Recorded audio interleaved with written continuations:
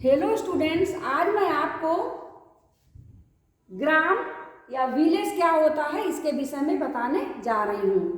तो गांव एक ऐसा समुदाय है जिसमें व्यक्तियों के संबंध सरल, प्राथमिक एवं परंपरागत होते हैं तथा गांव के लोग अपने जीवन यापन करने के लिए जो या यूँ कहें कि अपनी प्राथमिक आवश्यकताओं की पूर्ति करने के लिए ही कार्य करते हैं। संख्या के आधार पर अगर गांव को हम बताएं तो गांव की जनसंख्या जो है कितनी होनी चाहिए? 3000 या 3000 से कम मानी जाती है। अब इसके बाद आता है कि गांवों का विकास किस प्रकार हुआ।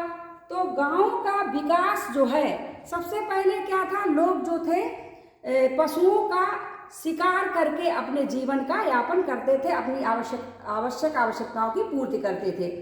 इसके बाद धीरे धीरे शिकार के बाद उन्होंने पशु को पालना शुरू कर दिया और पशुओं के पालन से ही अपने जीवन का यापन करने लगे।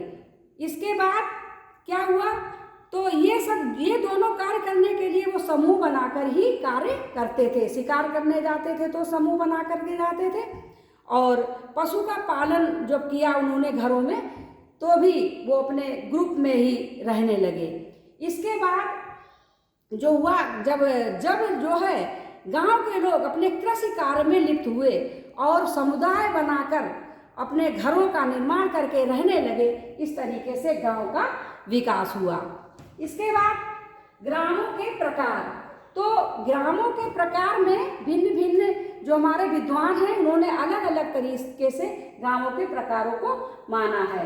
जैसे डॉक्टर श्यामाचरण दुबे के अनुसार ग्रामों का विभाजन जो है इस प्रकार से, पहले इन्होंने नंबर 1 पे बताया आकार, जनसंख्या, भूभाग के आधार पर गांव। सेकेंड बताया जातियों के आधार पर गांव। थर्ड बताया भू स्वामित्व के आधार पर गांव। इसके बाद अधिकार के आधार पर गांव, समुदायों से पृथकता के आधार पर गांव और 6 नंबर पे इन्होंने बताया स्थानीय परंपराओं के आधार पर गांव। तो इस तरीके से डॉक्टर श्यामाचरण दुबे ने गांवों का विभाजन किया है। इसके बाद गिलिन एवं गिलिन के अनुसार ग्राम जो है इन्होंने कितने प्रकार गांव के बताए हैं। तो इन्होंने कहा कृषि करने वाले ग्राम, जहाँ पर कृषि कार्य होता है, इन्होंने माना है कि जहाँ पर कृषि कार्य होता है वो ग्राम की श्रेणी में आते हैं। गैर कृषि वाले ग्राम, तो गैर कृषि वाले जहाँ पर दस्तकारी, कारीगरी और हस्तशिल्प के कार्य होते हैं, तो ऐसे भी गांव को उन्होंने ग्राम की श्रेणी में माना है। औद्योगिक ग्राम, जहाँ पर उद्योग होते हैं और लोग श्रमिक बनकर कार्य करते हैं, उनको भी इन्होंने ग्राम की श्रेणी में माना है कि ये भी ग्राम का एक प्रकार होता है।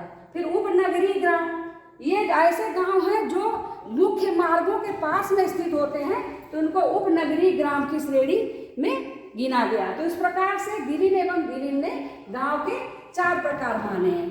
अब इरावती कर्वे के अनुसार इरावती कर्वे ने ग्रामों को 3 प्रकार का माना है। नंबर 1 सामूहिक अथवा केंद्रक ग्राम, जहाँ पर लोग समूह बनाकर रहने लगे या गुच्छ में रहने लगे, क्लस्टर कहते हैं इसको, तो उनको भी इन्होंने ग्राम माना है। पहला ग्राम। दूसरा हैमलेट ग्राम।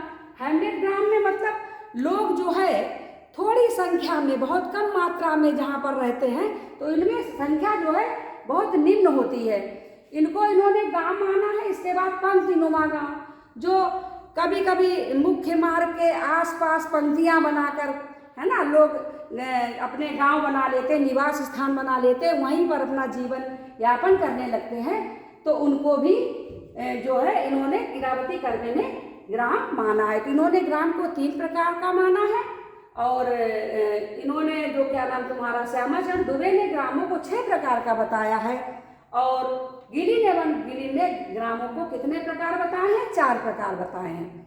और अगर इनकी रॉबर्ट रेडफील्ड की बात करें तो इन्होंने कहा है कि गांव क्या है, एक जीवन विधि है।